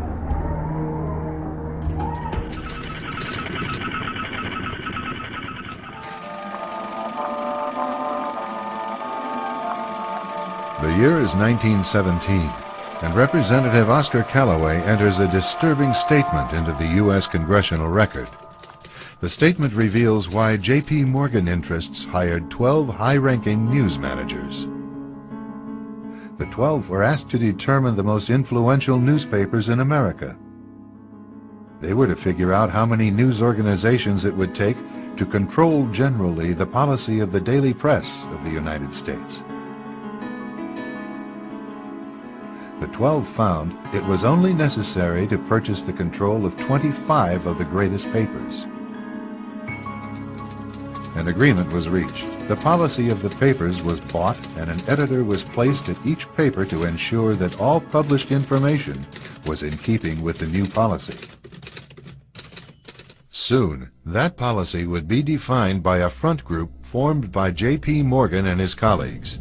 In fact, Morgan's personal attorney was founding president of the organization, the Council on Foreign Relations.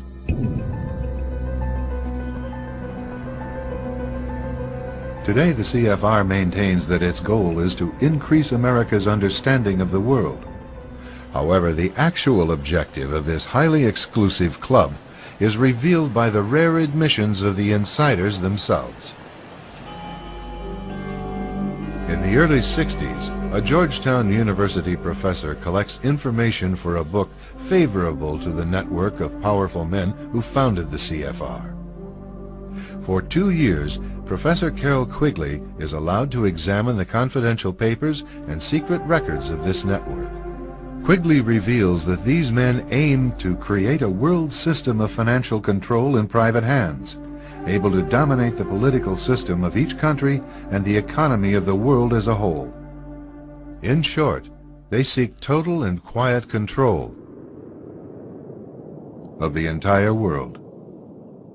And the CFR is their most visible conduit for carrying out that agenda.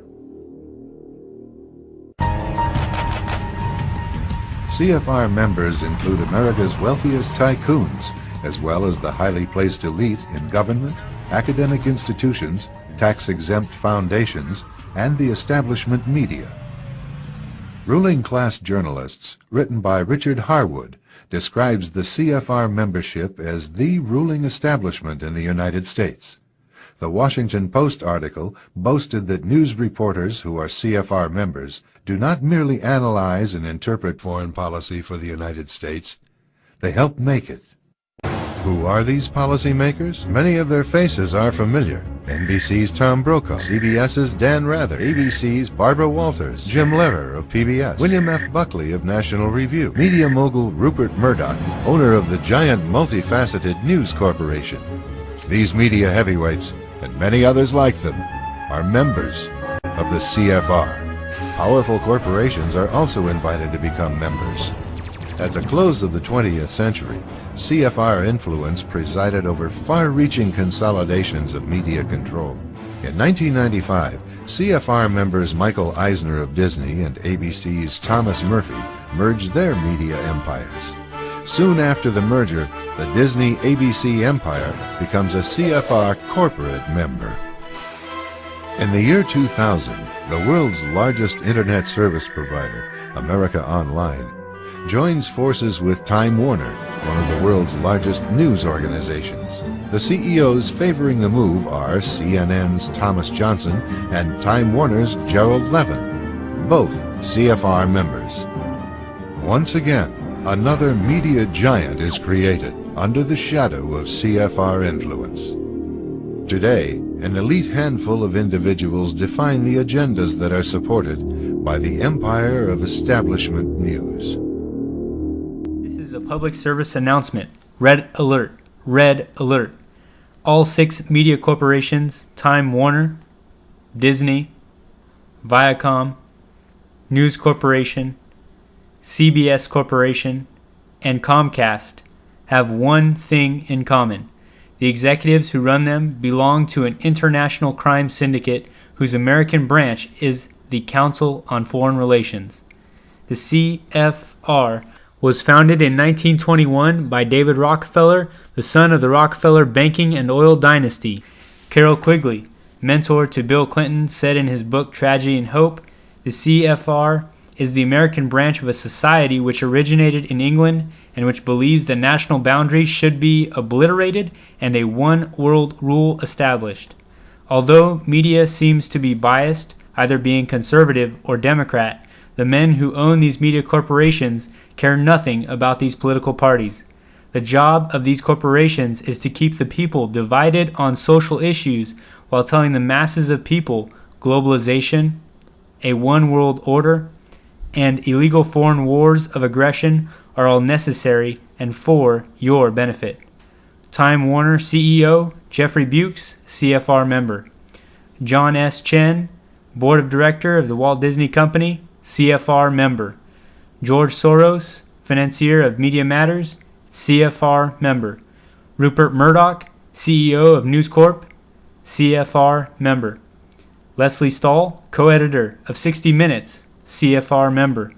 Brian Williams, NBC anchor, CFR member.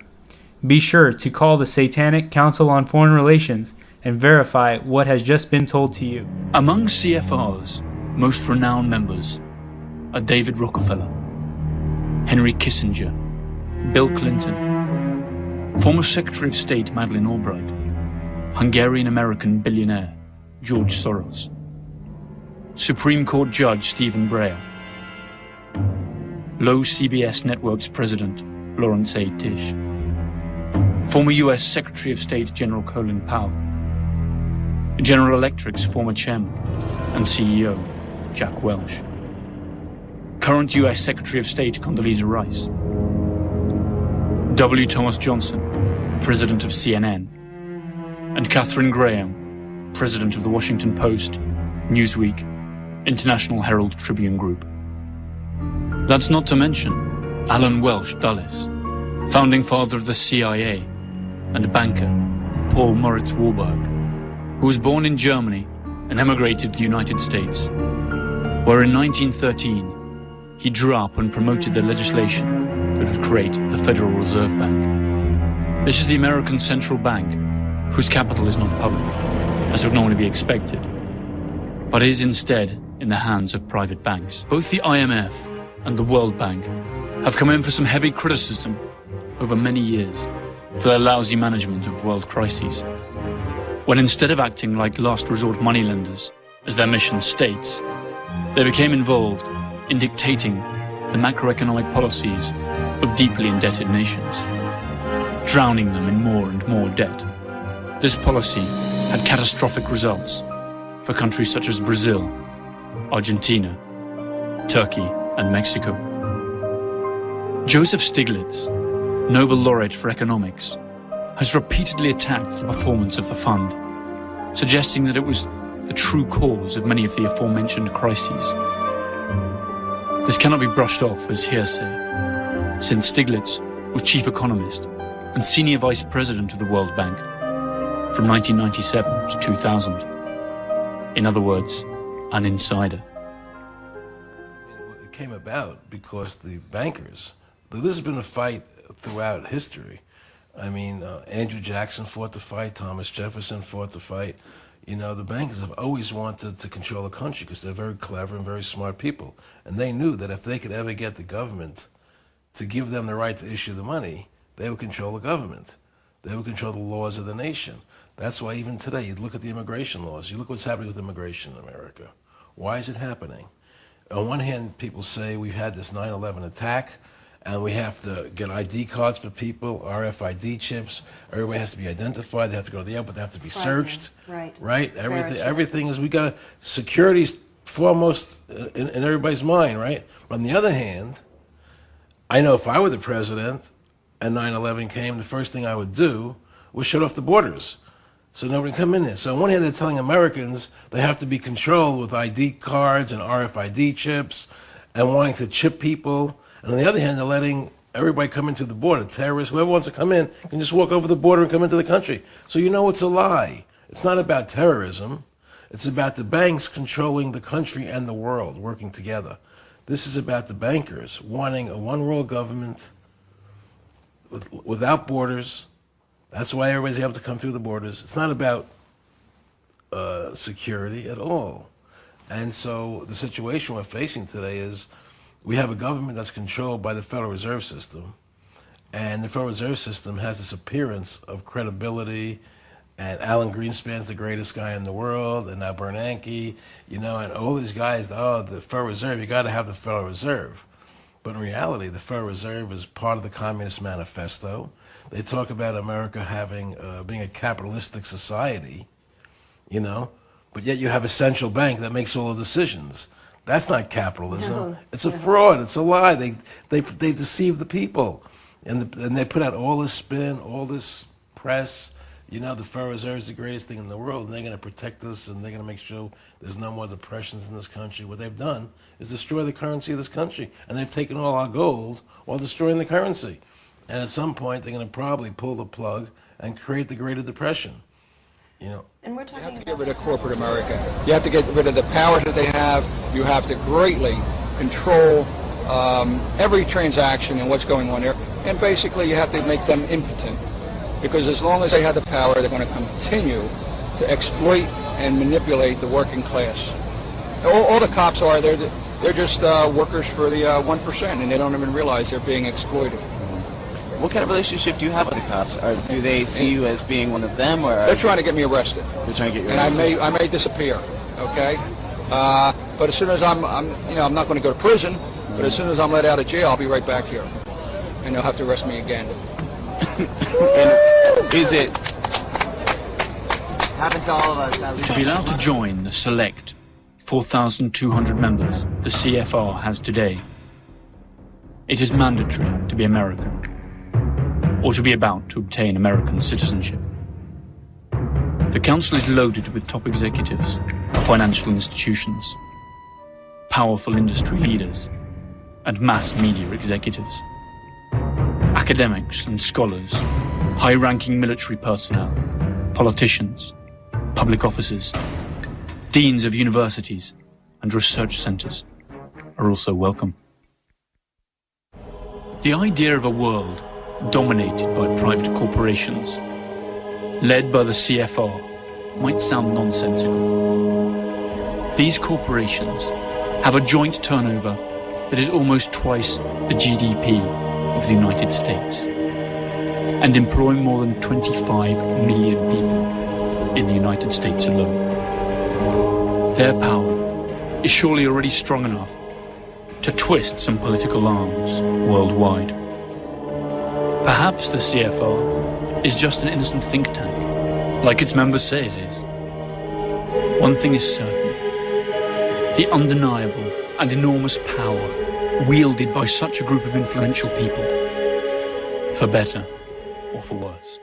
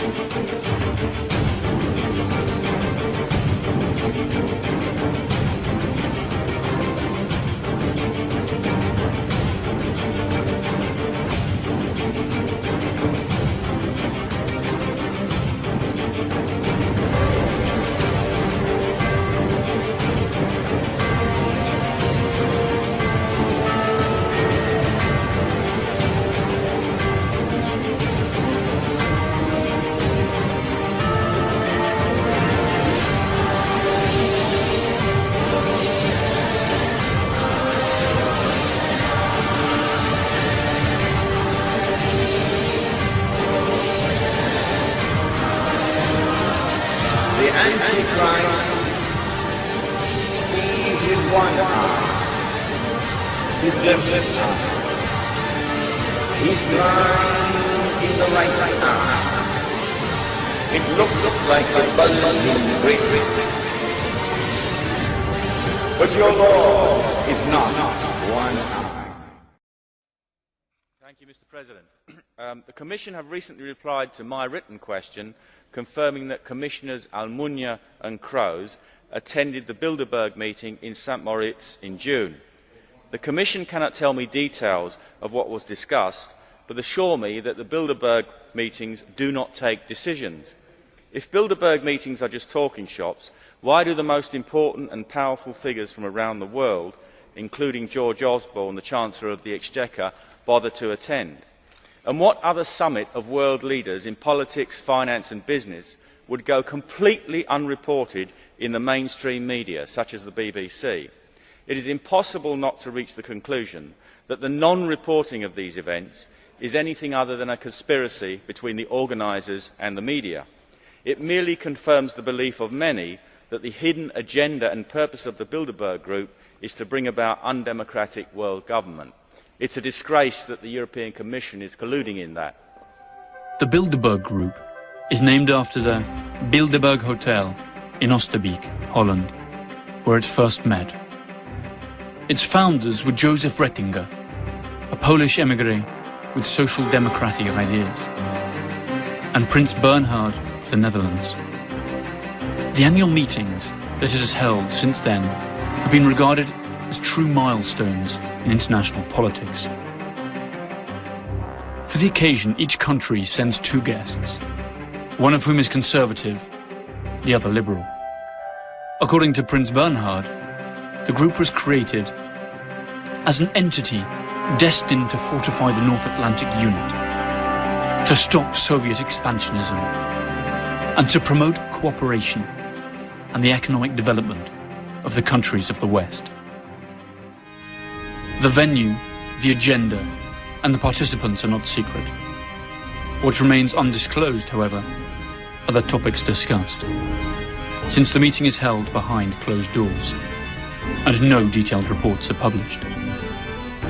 The conference takes place during a weekend in May, and lasts 3 full days, usually a few weeks before the G8's annual meeting. A fleet of black limousines drives the guests to a luxury hotel or palace of choice. Security is tight and includes members of the attending countries' secret services. Past and present participants of the Bilderberg Group include the CEOs of France Telecom, Coca-Cola, Danone, Heineken, JP Morgan Chase, high-ranking British, American and European officials and cabinet members, and the editors of newspapers such as El País, La Repubblica, Le Figaro, the New York Times, Die Zeit, and the Wall Street Journal, among others. The items on the Bilderberg agenda vary very little from meeting to meeting. A state-of-the-world analysis discussions on security in the West, debates on economic and political trends in the developed countries, as well as discussions on nuclear energy and lately biotechnology. Other famous guests at the group's meetings have included Giovanni Agnelli, then president of Italy's Fiat auto giant, and Henry Kissinger. Bill Clinton, Tony Blair, and Angela Merkel attended before assuming public office, as did Kofi Annan, the former Secretary General of the UN. Annan was married to Raoul Wallenberg's niece. Wallenberg, as we stated before, is the patriarch of the powerful Swedish family that has supported the group from its very beginning. Other participants have included Henry Ford II, Georges Pompidou, Helmut Schmidt, and Baron Edmund de Rothschild, together with the father of the American atomic bomb, J. Robert Oppenheimer. More names follow: Donald Rumsfeld, Alan Greenspan, George Soros, David Rockefeller, Queen Beatrice of the Netherlands, and US Senator and former presidential candidate, John Kerry. The list, while incomplete, represents the greatest amount of economic and political power ever concentrated in one single organization. Something must replace governments, and it seems to me that private power is the adequate entity to do it. Half-century, an elite organization called the Bilderberg Group has met annually all around the world in total secrecy, behind closed doors and with no official press coverage. It started in 1954 when the world's most powerful people joined forces in the Netherlands at Hotel Bilderberg, where Prince Bernhard, a former Nazi party member, was integral in its formation. Last year it was in Zurich, Switzerland. It was believed that the group discussed how to handle the Arab Spring at that conference. And this year they're meeting in the wealthy city of Chantilly, Virginia, right next to Washington, D.C. The group is comprised of 130 or so of the world's top elites in politics, banking, food, oil, media, and national defense. Some of the most notable attendees have been Ben Bernanke, Bill Clinton, Timothy Geithner, Bill Gates, Tony Blair, and Colin Powell. Others include Queen Beatrix of the Netherlands, Prince Charles, George Soros, and Alan Greenspan. Henry Kissinger and David Rockefeller are integrally involved as members of the Bilderberg Steering Committee, which is responsible for carefully crafting who will be attending the meetings every year. Some have called the Bilderberg Group a harmless think tank or just a discussion group, but people who have been following it for years say there's something much more sinister at the root. They claim that the group gets together to plan world policy for a new world order of global domination at the subjugation of the rest of humanity. Unfortunately, you won't hear much of a peep about the group's dealings or even the existence of it on the corporate media. This could be because the media moguls that have attended are sworn to secrecy. Check out what Rockefeller has said about the media coverage of Bilderberg. In his memoirs, multi-billionaire David Rockefeller said, quote, "Some even believe we're part of a secret cabal working against the best interests of the United States, characterizing my family and me as internationalists, and of conspiring with others around the world to build a much more integrated global political and economic structure. One world, if you will. And if that's the charge, I stand guilty, and I'm proud of it." He also allegedly said that he's grateful to media outlets like the Washington Post, the New York Times, whose magazine directors have attended their meetings and promised to keep it discretionary for almost 40 years, saying it would have been impossible for the group to develop its plan for the new world if it would have been subject to the lights of publicity during all those years. And while the public might not know exactly what's going on there, many people agree that the people who attend the meetings are the world's most powerful movers and shakers. Just take a look at this Drudge poll. It's a poll conducted to ask people what they really think of the Bilderberg Conference. Over half of the people that polled said that the people who attend the conference are the real power masters of the world. 14% say they think it's just a false conspiracy theory, and 35% say it's a little bit of both. Nonetheless, the secret meeting is definitely coming more and more into the public eye, whether the participants want it to or not. Meanwhile, while Bilderberg attendees were questioned by independent journalists about what really goes on there, they completely skirt the issue or even deny having attended in some instances. So what is really going on in these meetings? Well, all weekend I'll be in Chantilly, Virginia, covering the Bilderberg Group to see if we can get a scoop about what the people there are thinking. thousands are expected to protest. And they'll be there in protest at the conference. Criminals. They're a bunch of criminals. They've taken over our government. He who makes the money makes the rules. And because these guys make the money, golden rule. It's the old golden rule. Yeah. And because these guys make the money, they control our government, both the Democrats and the Republicans. And it doesn't matter whether Hillary Clinton's in office or George Bush is in office, the same things are going to happen. There are minor differences, but essentially the same thing is going to happen. Well, you should be frightened because these people are controlling our lives. You know, we're no longer in charge of our own lives. Everything we do today is done by. It's like believing in a sense that America from the beginning was supposed to be a democracy. You keep hearing it's a republic. Of course, it's a republic. Sure. It's a constitutional republic. Absolutely. Right? And if you ask 100 people on the street, what form of government is America supposed to be? We have a democracy. 98% will tell you it's a democracy. It's not. And they don't get this. A democracy, 51% control 49%. It's tyranny of the majority. I wouldn't want to be part of the 49%. In our constitutional republic, 99% of the people couldn't take away the rights of 1%. You have rights because you were born. You had God-given human rights. They're your rights. Intrinsic rights as a citizen. Intrinsic rights. And the government can't take them away. You must understand something. We did not go to Iraq to bring freedom to Iraq. We're in Iraq, and we keep talking about promoting democracy. What we're promoting is a one world government, a new world order. When they use the word democracy, just take that word democracy out and put in new world order, one world order, globalization. Put in any of those words in place of democracy. That's what it's about. But what does they use democracy as a spin word because you think we are a democracy and democracy equates to freedom. Democracy does not equate to freedom. Understand that. And it's the same as the election, the Palestine. Exactly. You got it. What's the ultimate aim?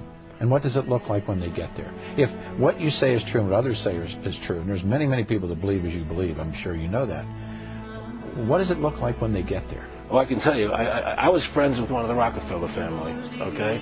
And they were very much behind the Federal Reserve System, the banking, the Council on Foreign Relations, and we were very good friends. And he told me that what they really want to do is have a one world government without borders. First you have the European Union, the European Constitution, EU. which the European people voted down, by the way, but they're doing it anyway. Yeah. Now they want the North American currency. Union. Right. Then they have the one currency. Now they want to do they have the their own standing army. Yep. But now they want a North American Union. Yeah. They want, and then what they want to do is bring everybody together under one. The Amero is there. The Amero, the currency, exactly. I didn't know it is there. And so their plan is to have a government for the world. They want to do it through the UN, right? And have everybody on this earth implanted with an RFID chip. Do you believe that? I know that. Then you hear the congressman, the senator, asking the Supreme Court justice how he's going to rule on that in my clip. You think he asked them for no reason? They're already implanting people with chips. The national ID card, which becomes law by May 2008, it's going to have an RFID chip in it. Okay, everything is done in stages. After the RFID chip goes in the card and in your passport, it's going to go into your body. That's what they're going to try and do. There's no question about it. And they're not going to do it through law. They're going to do it because you won't be able to live without it. All your money is going to be in that chip. I think Waco is my tipping point. When I saw what happened to Waco, I said, I'm going full-fledged. This is disgusting. They killed all those people for no reason. There was no need for those people to die and to be killed in that fire and burned to death. That was the most disgusting event.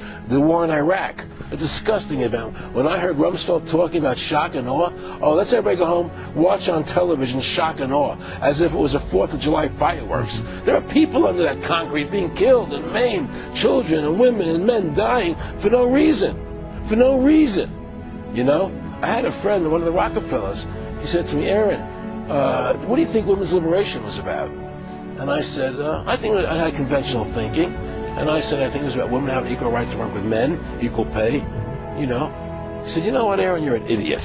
And he started to laugh at me. I said, what do you mean? He said, you want to know what that was about? I said, tell me.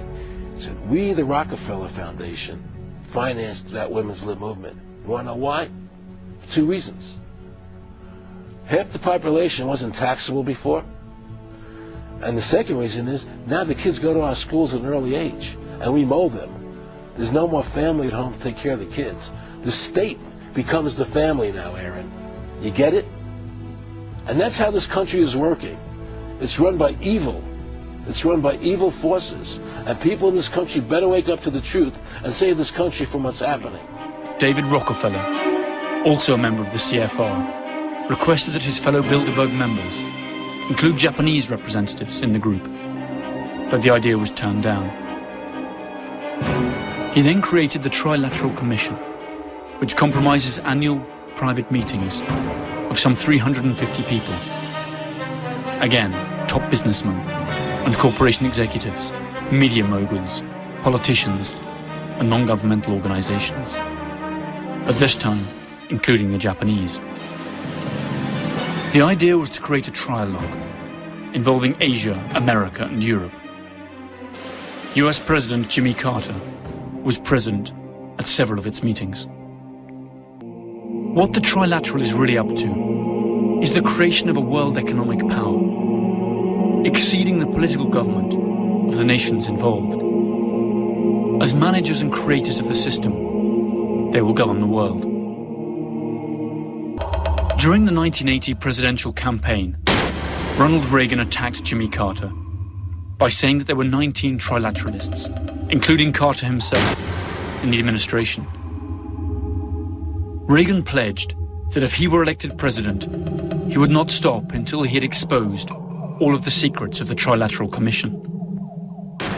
But when Reagan finally became president, he included in his government 28 members of the CFR, 10 Bilderbergers, and at least 10 trilateralists. His vice president was none other than trilateralist George H. Bush.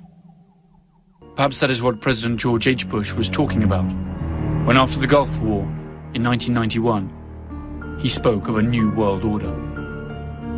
What is at stake is more than one small country. It is a big idea, a new world order, where diverse nations are drawn together in common cause to achieve the universal aspirations of mankind. What is clearly undeniable is that the most powerful people in the world are indeed accustomed to belonging to one secret society or another. Currently, there are 3 societies that seem to have a monopoly on influencing global policy from behind the scenes.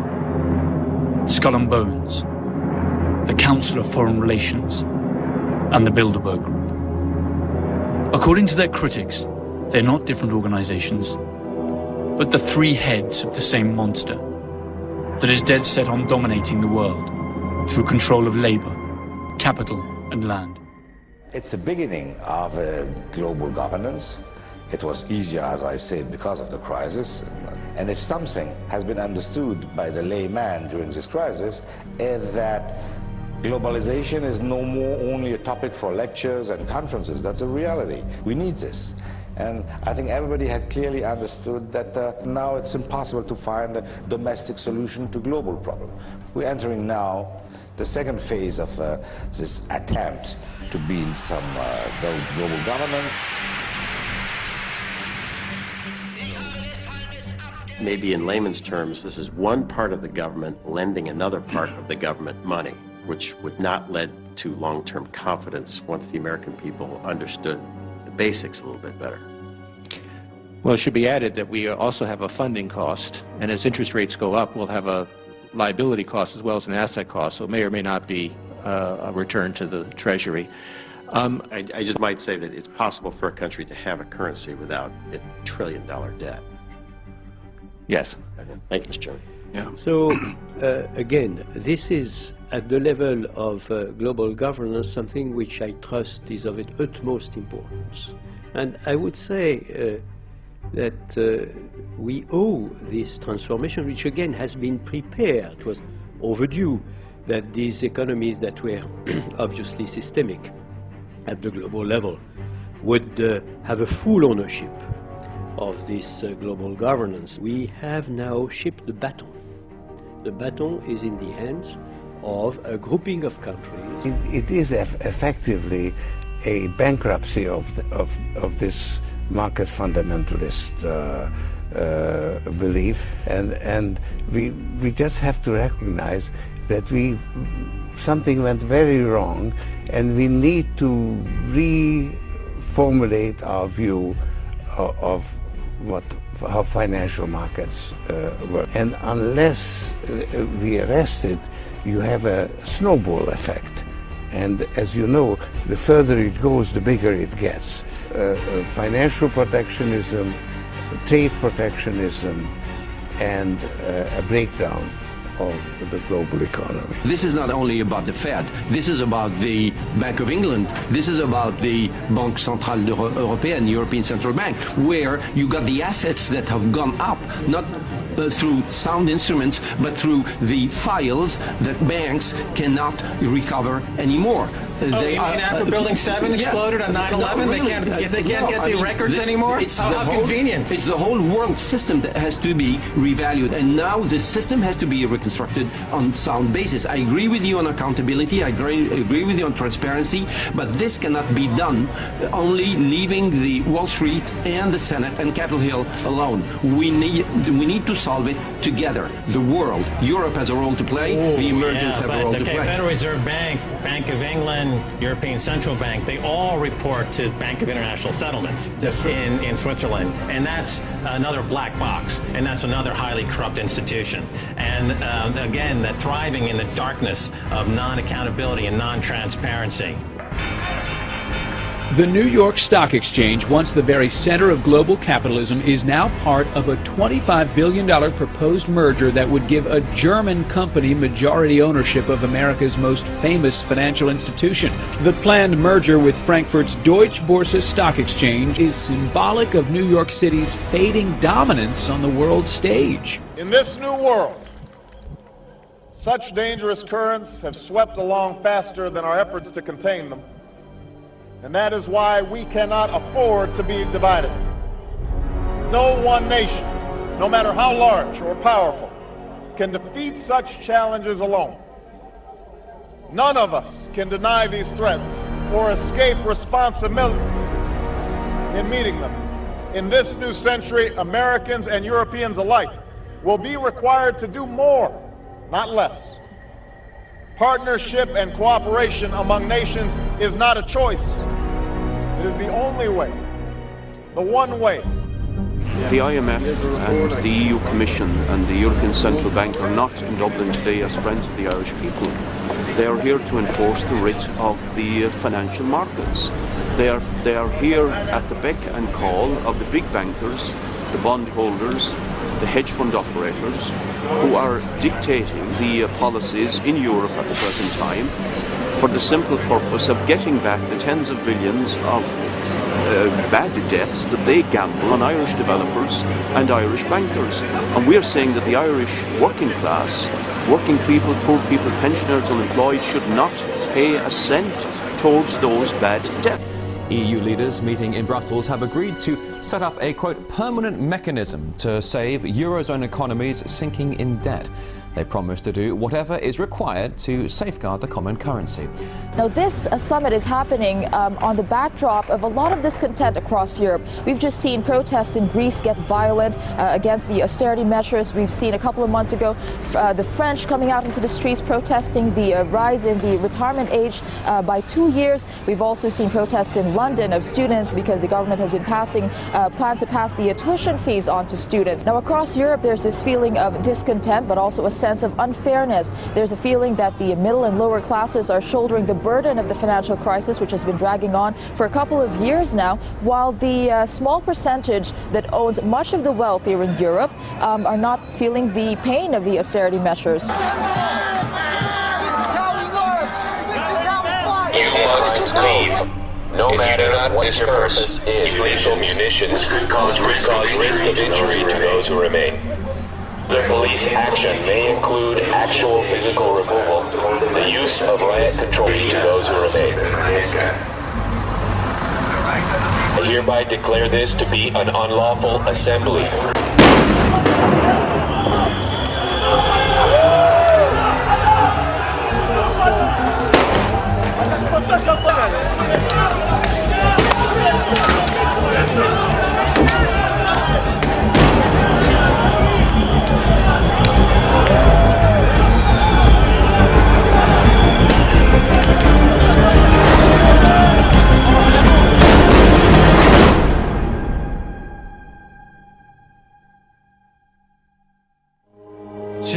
Industrial Revolution, we will see a fascinating sequence of events unfolding that seem to prove the conspiracy theory, or at least provide major arguments for it.